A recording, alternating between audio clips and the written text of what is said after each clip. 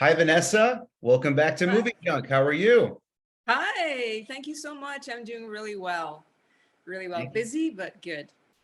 I was going to say, no, thank you for making your return back to MovieJunk. It's funny. It's like we always end up meeting during a holiday season. The last time we met was during the Valentine's Day episode. Yes, it was Valentine's Day last time I spoke to you, and then I saw you in LA in April, and then I saw you in Santa Clara, and when was that? End of September?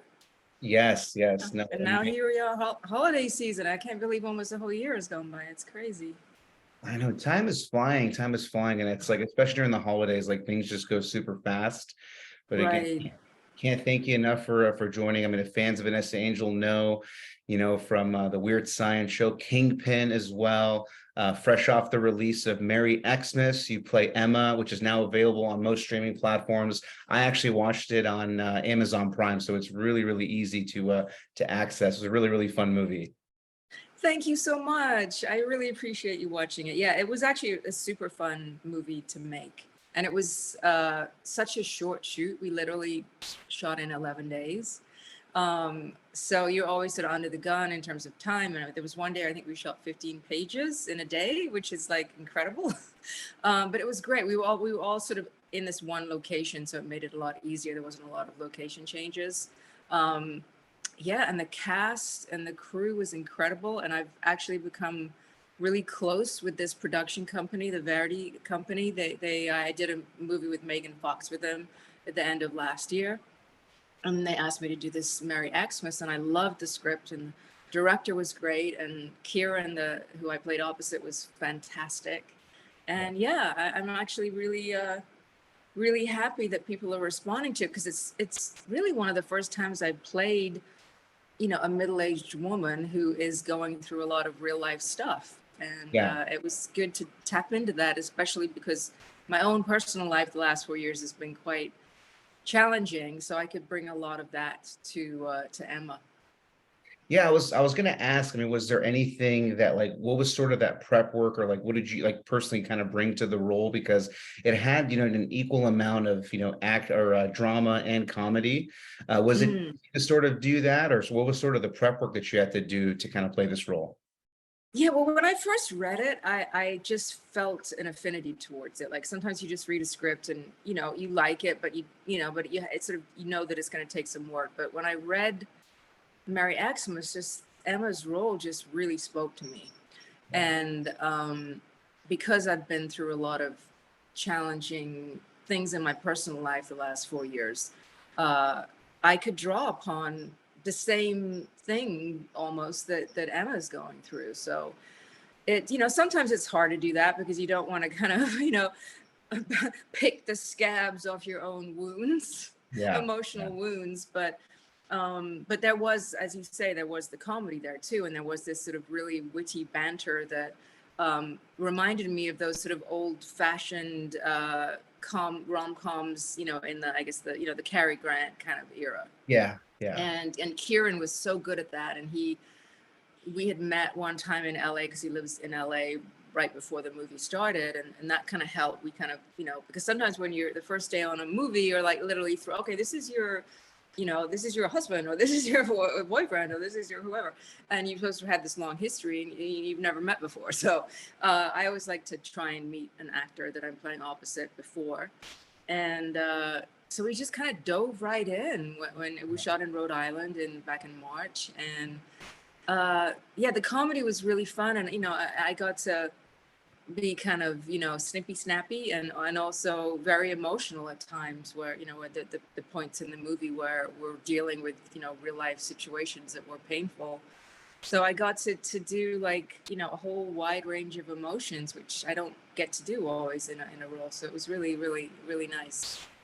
So you're saying there's a high school ex or a high school sweetheart kind of regretting right now after watching this, kind of regretting, like not having it work out that you're drawn from. This is kind of based on It's a true funny. story.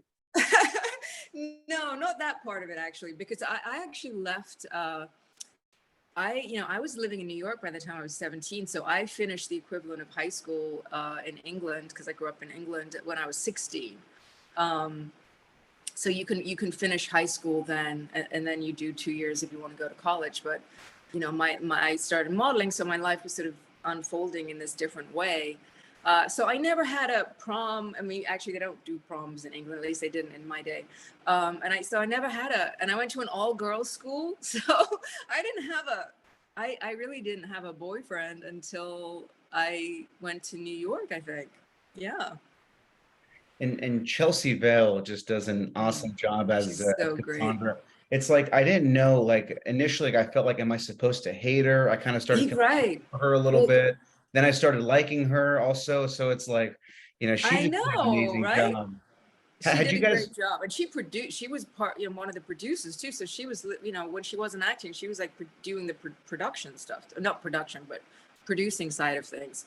And yeah, I mean, you're supposed to kind of like, you can't help but like her too. And I mean, it's Yeah. kind of like that with my character too. I mean, she could be kind of like a little mean and quippy, but you kind of felt for her too, I think.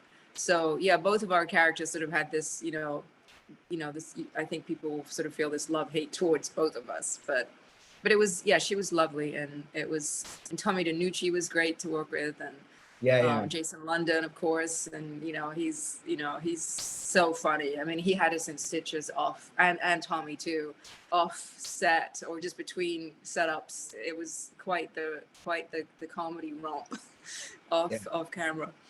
Yeah, everyone loves a good bartender, right? I mean, the bartender Carl, he was kind of like the anchor to all the characters. Yeah, And exactly. to be honest, I actually ended up pouring myself a bourbon while I was watching. Yeah, I had to have a drink. I was like, everyone's just having so much bourbon. I was like, I felt like I was a part of the crew watching the movie. I know, it's so funny. I must have said bourbon like 10 times, but Yes, yeah, it was quite funny. It was definitely obviously it was around a bar most of the time. So and it kind of, the bar actually reminded us all of Cheers, because the shape of it yes. and the vibe of it, because Rhode Island has that sort of more old school vibe. And yeah, it was really, really fun, I have to say. I mean, and I'm not just saying that because I'm promoting it, but it really was a good time. And I mean, just obviously, like, you're reflecting and saying that it was so much fun, obviously working. It looked like it was so much fun. Were you guys able to do any sort of like ad-libbing with the script, or was it kind of like, whatever was on the page you guys had to stick with, or what was that process? Well, Jake, the director, he actually wrote it too. Mhm. So we pretty much kept to the script, although, if there was something we weren't comfortable with, or we made little changes, he was very open to that. But I would say we pretty much kept to, I mean, there was sort of some eliminations of some dialogue. Some of the scenes had, just a lot of dialogue. So there was some trimming done and a little bit of adjustment, but for the most part, the script was pretty much like that. Definitely, definitely. And I mean, just because it's the Christmas season, right? I always love to ask as well too, and you can't pick, Merry Xmas. Do you have a favorite Christmas movie? Do you like to watch during the Oh, year? yes. I mean, I love, I mean, of course, It's a Wonderful Life is probably, I would say one of the greatest movies of all time. I mean, even though it's obviously an older movie now, but it's such a classic, and, you can watch it like 100 times and still watch it again. And I do love the movie Elf, because I watched it probably 100 times with my daughter. It came out when she was about 2.5. And, obviously love Will Ferrell. So that's one of my favorites.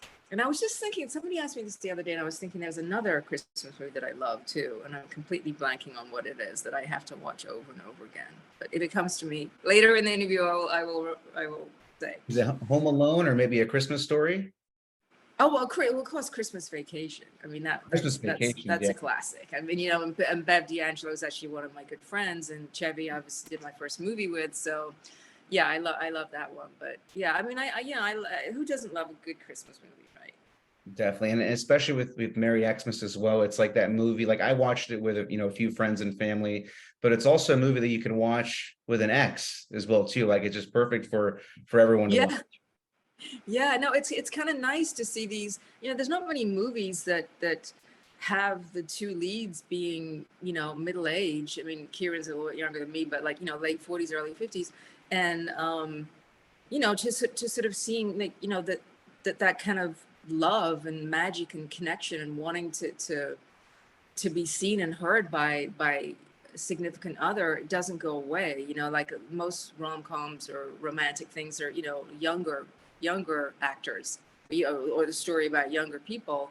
So I think it was kind of nice because, it doesn't, when I was younger, probably I thought, oh, by the time I'm like 50, I'll be like so over all that stuff. But you're not actually. In fact, you're a different stage of life, but all that good stuff that comes from relationships, you also want and desire. Definitely, definitely. And what was your favorite part of making the movie? The favorite part, just honestly, just it sounds sort of corny, but just being around this group of people. Like I found in my career now, like I'm more appreciative of just the time spent with the people doing the movie. Like if the movie turns out great, then that's a lovely added bonus. But Yeah. it's just the experience of having this kind of, movie making really is like having this sort of family around you. Sometimes it's a short time, sometimes it's months that you're with the same people. Yeah. And you really do sort of get to know people in this very intimate kind of way. And I think actors tend to be very open, and the even the production and crew are usually creative people, and that you really, you sort of get to know people very quickly, I guess. And it's my favorite part of being an actor now, is just these little families that you sort of pick up on your journey. Yeah. I was going to say as well, too, I think this is the first kind of like holiday movie that you've done, if I'm not mistaken, right? This is the first Christmas movie that you've done as well, It, too, right? it is actually. I did it. I don't know if I should bring this up, but I did a sort of horror movie a long time ago called Puppet Master, one of the Puppet Master movies, and that was set at Christmas time, but it Yeah. wasn't like a feel good Christmas movie. Yeah. But yeah, and actually they had the same production company had sent me another script called Ice Wars, which I hope that they're planning on shooting next year, which was also a Christmas movie, but more of a sort of family kids stuff, kid oriented movie, special effects and stuff. So yeah, but this was my first real Christmas movie. Well, I mean, the reviews are amazing for Merry Xmas. It's currently almost rated a 9 on IMDb, so I highly recommend. Oh, oh And my then gosh, it's I great. I didn't even know recommend you that. see it. Yeah, no, I mean the ratings are doing really well, and obviously with gearing towards Christmas, Mm. more and more fans. And again, it's accessible, extremely accessible. I watched it on Amazon Prime, and you can rent it, you can buy it as well. Mm. So whatever your preferred streaming platform is, it's available to access. I always love to ask as well too, whenever it's more of that holiday season, what are some of your holiday plans that you have geared up? Well, I'm actually really excited because I get to spend Christmas with my daughter. And last year I couldn't because she had COVID, and I was about to go off and do a movie in the beginning of January, and the producers were like freaking out about about everybody getting COVID. So I couldn't see her last year Wow. in person. So I'm just excited to spend the day with her. And I mean, I grew up in England with very specific Christmas traditions. And when my daughter was younger, we, did the stockings and, under the tree, and the Santa, the cookies and all that stuff, which was so sweet. I mean, I think really Christmas is for kids. And, my favorite Christmas memories are, some from my own childhood, but really, seeing my daughter when she was little, getting so excited about Santa and just all the festivities you do around Christmas. And, obviously it's still really nice, but my daughter's 21 now, so it's a little different. But yeah, Yeah. I always loved Christmas time. And again, like it's just how different the world is just compared to like a year ago and like the year before that as well too, right? But um does your daughter have any aspirations of wanting to become an actor, kind of following under her mother's footsteps, or? And no, she doesn't actually. She's at USC and she's an athlete. She plays basketball, and she's in the also the School of Journalism. But she did actually do a class in the film school this last year. And so she's quite interested in behind the camera, and she's always loved movies. Like she was one of those kids that would just want to watch every movie that came out. Like she was quite an avid moviegoer. but she's not an in front of the camera person, or she, at least right now, that's how she feels. So yeah, it's kind of strange because her dad is an actor too, so it's like, okay, you come from two actors and you're like, you have no interest. Well, maybe that's why she doesn't want to be an actor, because her parents are actors. Well, that definitely that, and then also too, like I've also seen, some actors, actresses kind of, get the bug kind of later Oh on. yeah, or it can go the other way. You're either like destined to be an actor, or you don't want anything to do with it. I Yeah. think it's kind of, but I think we'll see. Maybe my daughter. I mean, it's a very good time to be behind the camera as a woman. And they're always looking now for female directors and behind the scenes, female influence. So it's actually a good time to pursue film if you're a girl, young woman. And you started lightly touching on some of your upcoming projects. Are you able to share anything exciting in the works, or anything that you're able to share regarding some of your upcoming projects? Yeah, well, the Johnny and Clyde, the movie I did with Megan Fox, comes out in January, which I'm excited about. And the movie I did in Mexico with Gilles Marini called Deadly Games, that's should be coming out next year. And then I did a movie for the same production company as Mary Xmas called The Preacher's Wife, and that's coming out on Lifetime in the spring. And I'm going off to Florida in January to do a movie with Karin Nemec Nice. called The Shutdown, which actually takes place during the COVID shutdown. It's a very good script, so I'm excited about that. So right now that's what's on the books. Amazing. And I'm not going to let you sneak out of here without asking if there's any new developments on Kingpin 2. No, I know. I mean, You were going to sneak out of here without that, right? I know. Well, apparently Woody just worked with Bobby Farrelly on a movie. But no, the latest I heard is that it's going. I don't. It was supposed to go this year, but I believe it's going next year. So fingers crossed, legs crossed, everything crossed for that to happen, because that would be just amazing. Amazing. I mean, all the fans obviously want to see that. So definitely. I mean, we're really excited. Sounds like you have a lot of upcoming projects that are in the works. Again, highly recommend fans. It's the perfect time, right? The holiday season, rent or purchase Merry Xmas, starring the one and only Vanessa Angel, also alongside Kieren Hutchison. Really fun movie. Again, you can watch it with the fam. You can watch it with an ex. Really fun movie to watch, and it's extremely accessible. And just hearing that you have all these upcoming projects, Vanessa, I'm definitely going to try to steal you back for round 3. Of course, of course, you become a friend now, so I really appreciate that.